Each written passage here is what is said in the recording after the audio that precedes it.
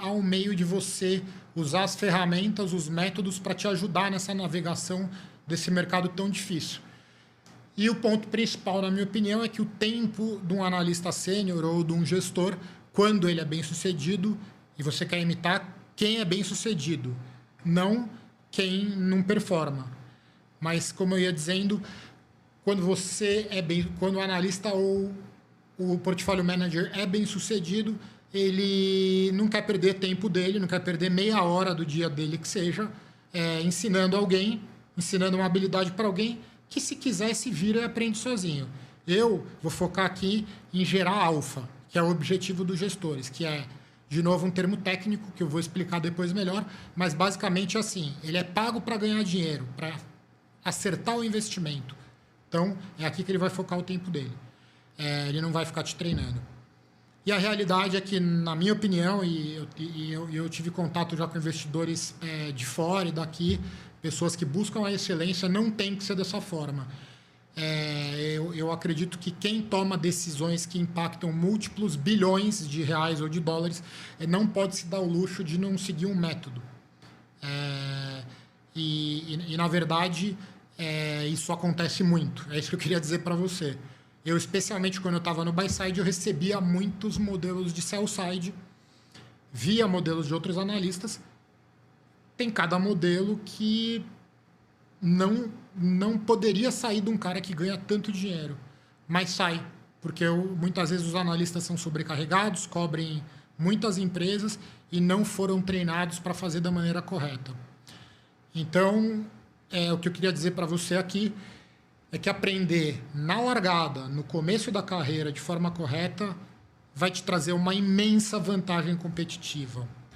A verdade é que, especialmente num ano como o que a gente está passando agora, de incertezas, etc., que não é um ano de bonança para a Bolsa, esse período é um período que as empresas, eu não vou citar o nome aqui, mas recentemente eu vi uma situação dessas, um dos bancos que provavelmente, se você quiser trabalhar no mercado financeiro, é um dos que você mais quer estar, é um dos mais glamourosos, que paga melhor, ele contrata sempre uma série de estagiários, uma mão de obra reserva. Chega no fim do ano, se eu não estou com demanda, se o mercado não está bom, manda-se embora os analistas. Se um analista desse já sabe modelar, fizer a diferença no momento crítico, no momento desse aqui, como está aqui na tela, e no dia seguinte ele surpreender, não precisa acertar, mas ele surpreender pelo esforço e pela forma correta de trabalhar o chefe dele, no final do ano, quando tiver 10 estagiários e decidirem manter 2 para serem efetivados, você tem uma chance muito maior de estar entre eles. O que eu vou dar aqui agora um exemplo do que teria que ser feito numa situação dessas, nas primeiras 12 horas que você tiver contato com uma ação e for demandado para investigá-la e dar uma opinião para o seu chefe. Você tem que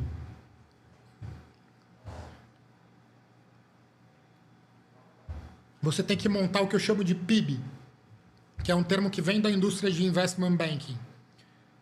Um Public Information Book, que é um livro de informações públicas. Você vai montar, basicamente, falando de um português claro, você vai montar uma pasta e compilar todos os documentos, demonstrações financeiras, relatórios da empresa e etc. E isso eu vou te ensinar para saber. E aí que você vai montar esse PIB, você vai ter uma quantidade imensa de informações. Você tem que saber filtrar daquilo o que você vai ler.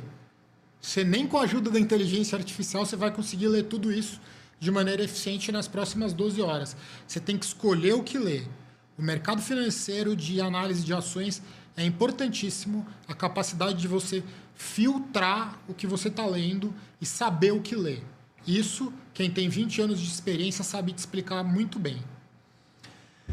Você tem que ler o último relatório anual, ler a transcrição da última teleconferência na qual foram discutidos os resultados que a empresa reporta todo trimestre.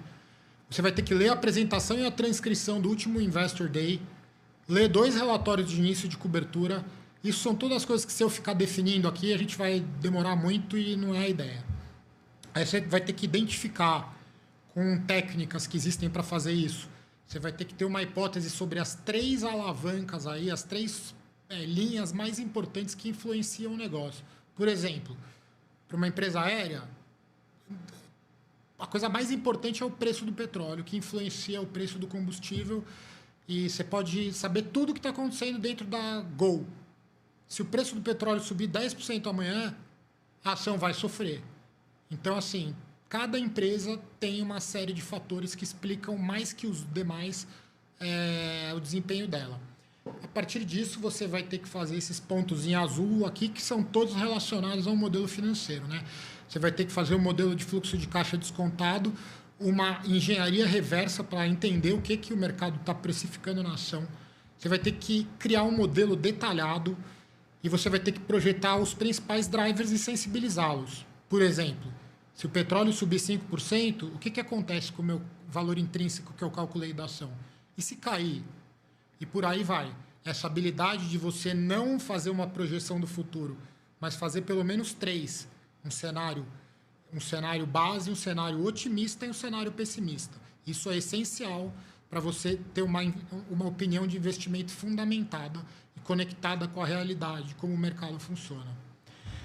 E aí você também vai ter que entender a narrativa predominante do momento, né? Eu posso explicar em outra ocasião, mas é basicamente o mercado ele se move muito por narrativas. Daqui a pouco eu vou mostrar um pouco de um trecho de um modelo de Pets, que é uma empresa que eu já cobri, que é a empresa de ração de venda de produtos animais. Mas uma das coisas mais importantes no momento que eu estava cobrindo era assim, será que a empresa vai continuar abrindo lojas e essas lojas elas vão conseguir ter a mesma rentabilidade das lojas que estão numa região nobre de São Paulo? Essa é a narrativa. Por mais que aquilo não seja o que está pegando na empresa, para quem, sob o ponto de vista do presidente da empresa, naquele momento o mercado está focado naquilo. Uma notícia que sair sobre isso pode fazer a ação andar. Isso é essencial o analista saber.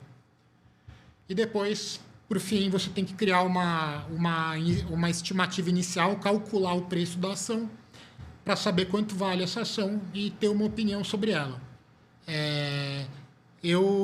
Daqui a pouco a gente de novo vai olhar um trecho do meu modelo de Pets, mas se eu não me engano, hoje a ação está por conta de R$4 e no meu cálculo, na época que eu fiz o valuation, eu achava que ela valia 12. Conclusão, eu acho que ela tem um upside muito grande, ela vai de 4 para R$12. Não é tão fácil assim, mas tem que ter uma estimativa do valor intrínseco da ação.